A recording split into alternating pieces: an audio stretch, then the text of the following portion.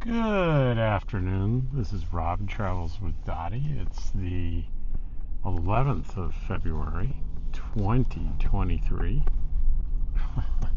2024.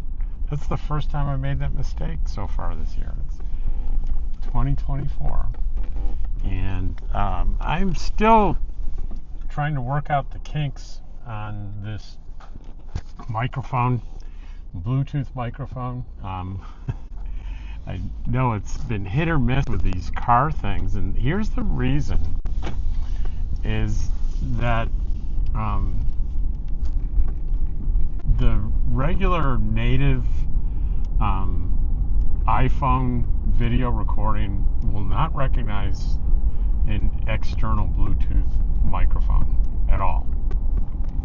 So you need to neither will this program. This is a different program that it uses two cameras, and it won't do it either.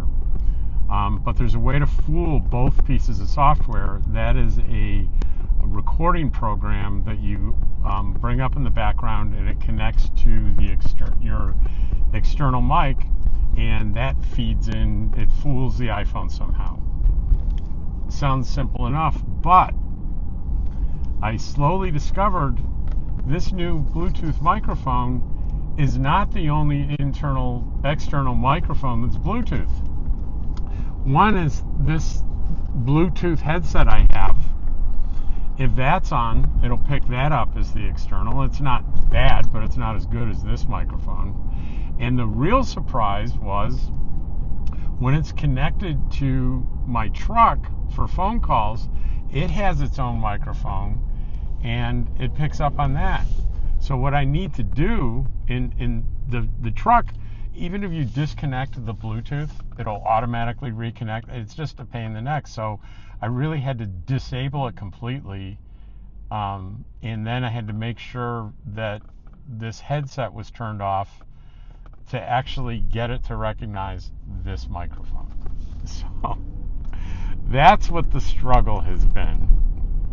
It works, but you have to have everything working exactly right. So today, you notice I just went through town. I'm going home. I made a couple of attempts to do this video on the way in and in town, and it just didn't work. So I'm hoping that this one works.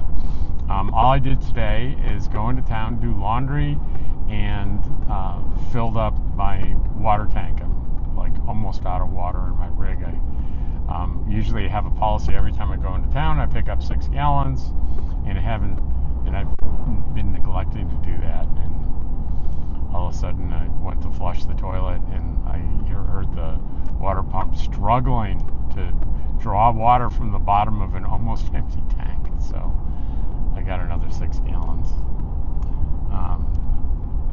So we're headed back to camp. I released a video today on my trip to Phoenix with Cheryl, and I went to pick up Jim, Canada Jim, who was away for 10 whole days in Canada.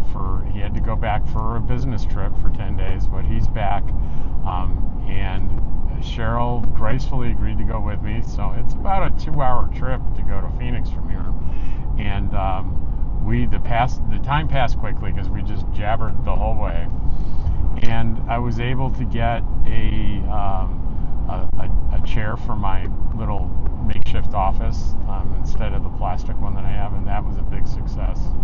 Some jeans that actually fit. I went to a Levi store and got an experienced salesperson, and they got me into jeans that fit old men like me. And Cheryl got a couple of things that she needed. Jim was happy to be home, and I'm really happy that Jim is back. And missed him for the past 10 days or so. And Mama Lee, shout out to you. That's Jim's mom who watches her videos. I want to make sure to call you out, especially that I enjoy that you, Jim's mom, watches my videos. I think that's really, really neat. So I'm gonna, instead of going the back way, I'm gonna take you through Posa South to see, how much things have thinned out since the big tent closed. I think you might, if you haven't looked in a while, I think you might be surprised at how few rigs will kind of, what do you say, I'll take you kind of the long way so you can see a big part of Posa South. So here we are, we're just passing the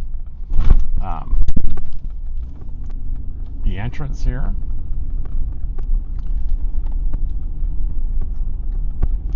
In this stretch here near the main road, for some reason there are people that like being on the main road, so it's generally, you know, fairly crowded along this stretch. It's really made a big difference since they paved this road. I know it doesn't look brand new because there's so much dirt and dust on it, but I tell you, this road the past couple of years before they redid this was real hell. Huge potholes, and so many potholes you couldn't even swerve around to really avoid them. It was very difficult, but they did a great job. One of the mysteries of the season was they were going to, across the street at La Posa Tyson Wash, they were going to open a brand new dump station and water station, and it looked like it was ready to go. It was beautiful, and it never opened. And there have been all kinds of rumors flying around about why it didn't open. That the well wasn't good enough, or there was something wrong with the septic, or they ran out of money, or there's no telling what the truth really is. And I don't know that hopefully it'll be open next year, and I don't know that we'll ever get an explanation for why it didn't open this year. But, and the rumors are flying again that, they're going to double the rates or triple the rates for next year. Everything's going to change, and it's going to cost way more money. And there's no basis in fact for that. Those rumors. I was sitting around with a bunch of folks at a campfire a couple of weeks ago, and people were really bent out of shape about, some YouTuber said, it's not going to be $180, it's going to be $700 next year, and all this stuff. And I got on my phone and I did an internet search, and I said, you got to listen to this, guys. And I read this thing that said, they've announced that the rate for a season is going to go to $1,200, and all this other extra charges, and people are just horrified at what they're hearing, and you get just their faces.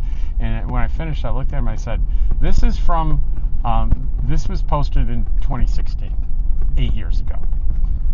And it's like, I wanted to make a point, and the point is that rumors fly about this stuff every year.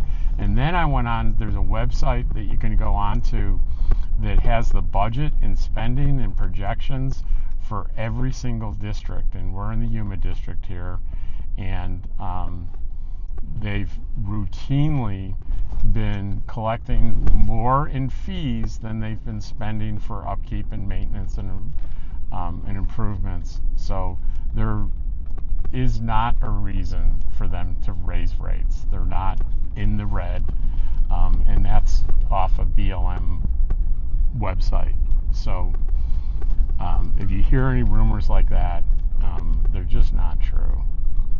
And really, if you're here and you ask people at the offices and stuff, these are volunteers, and they don't really get inside information to what the planning is on the part of BLM management. So you can't really, there isn't a good source of information down here. So you just have to say, everything I hear is a rumor and not true until proven otherwise.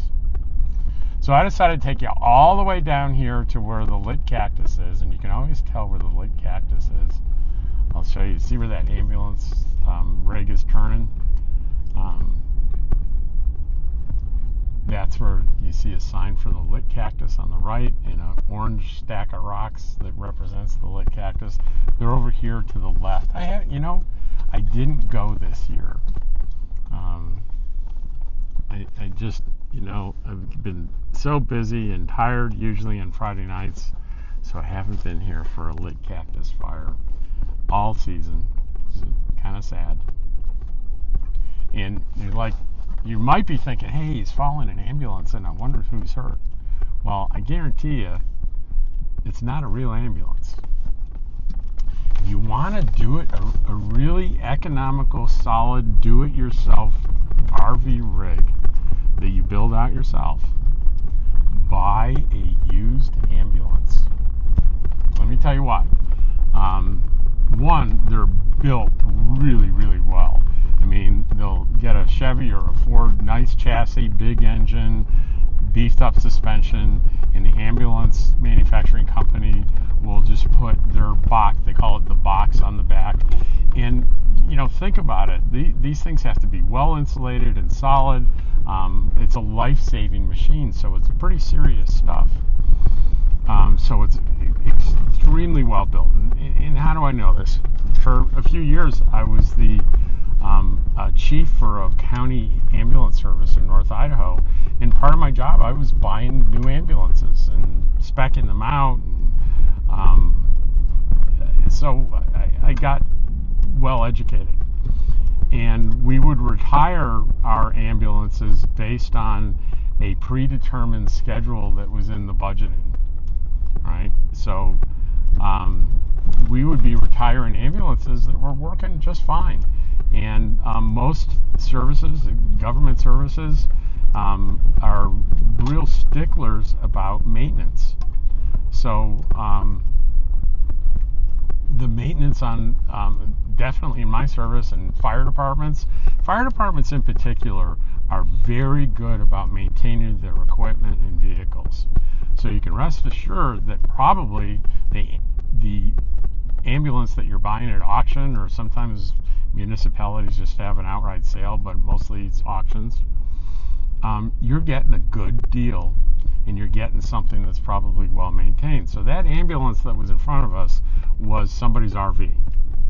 Right? All they basically do is the decals come off it. A lot of times the emergency lights are still on there, and pretty much nobody's going to bother you unless you're activating them and speeding. But if it were me, I'd take the lights off, especially the ones on the front. So because lots of states have rules about even just displaying a light on a vehicle, not that it's on. I think I think Massachusetts, you can't even have a blue light on the front of your vehicle that's off. It's a violation of statute. So anyway, that's not really important. What's important is you'll see a lot of ambulance campers around. And Bob Wells from Cheap RV Living is in one himself. And, you know, that's a guy with a ton of experience on RVs and rigs to live in, and he chose an ambulance, so that tells you something right there. And it's for all the reasons that I've told you about here. So as I'm talking, I'm sure you can see how there are less rigs out here than there have been in the past. Anyway, so that's something I might consider in the future, is building out my own ambulance. That would be pretty cool. It's just they're not quite, they're about the size of a camper van, really. They're not as big as my trailer, and you know, I've got a small trailer, but it's certainly bigger than what you get for an ambulance. If you want to see an interesting rig, Campulance Man has got a good solid channel. He stays here in Quartzsite in the winter, and I believe upstate New York in the summer, and he has a really nice ambulance rig, and you see inside and out of it in just about every one of his videos. So you may want to check his channel out. Anyway, Dottie and I are back. We're we're gonna put our laundry away and relax for the rest of the day. In a couple hours, the Super Bowl is going to start, and we're going to go to a Super Bowl get-together here in camp and eat some chili and watch some football. And I guess we'll be watching lots of shots of Taylor Swift, I guess. And here we are back at camp.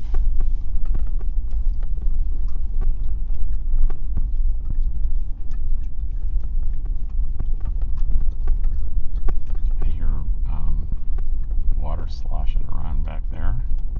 I hope I haven't spilled any. That would be kind of a bummer. And we are back at the micro mini camp. All right, Dottie, we're back. Oh, it's delicious. Absolutely delicious. Look at this. Real meat. That's not a hamburger. That's real meat. Mmm.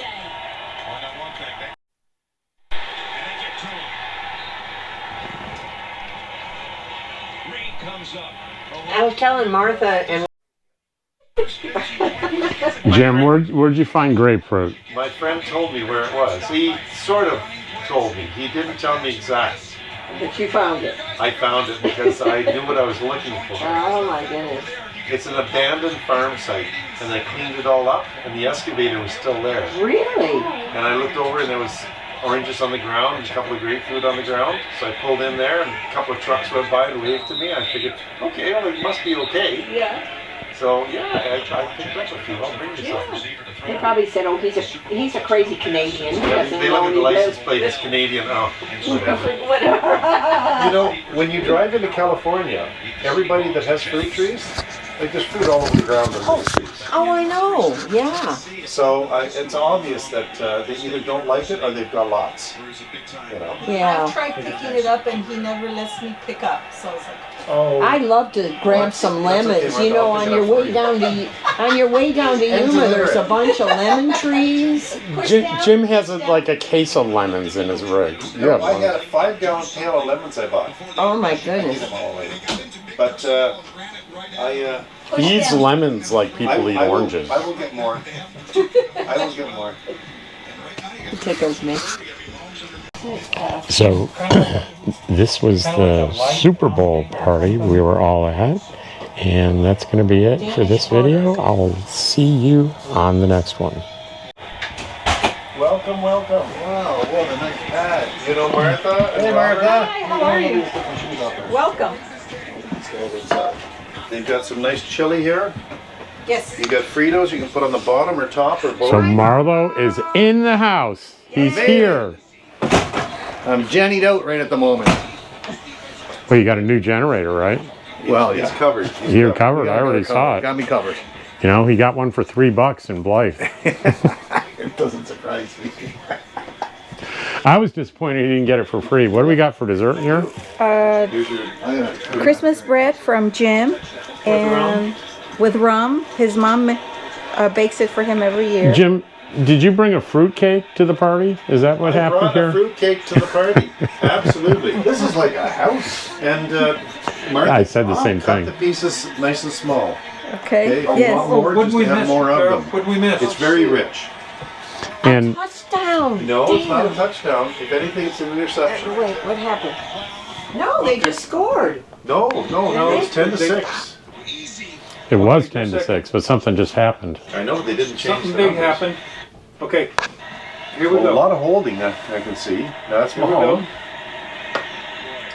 Sorry if I interrupted the game. No, we're just trying to figure out what's going It on. wasn't that one. Just to let This everybody looks know, really I know good. nothing about football. Oh, Oh, and there's Is this what Cheryl brought? Yes. Did she bake it herself? Did she tell you that? Of course. She baked. That is just Cheryl? amazing. I was It not looks so trying to one up you, professional. Cheryl. No. This is only because I had I this. didn't bake it. I bought it. You got to try this chili. What happened? It's I will, I just- it's serious. He's gonna try the Was it an tequila. I just gotta. Tequila. Tequila. He says I need a drink after the And a day drink I've after had. the drive. It's been a day. Blew my onboard generator this morning. You can sit here. No coffee, I bet, huh? So no coffee today. Oh, I did the campfire count. oh, that wasn't it. I wouldn't eat either, huh? Well, guys, the Super Bowl's over. It's one of the most exciting Super Bowl games in recent memory. It was really amazing. We had a great time, great food, great chili, great dessert, and good friends. I'll see you all on the next video. Take care.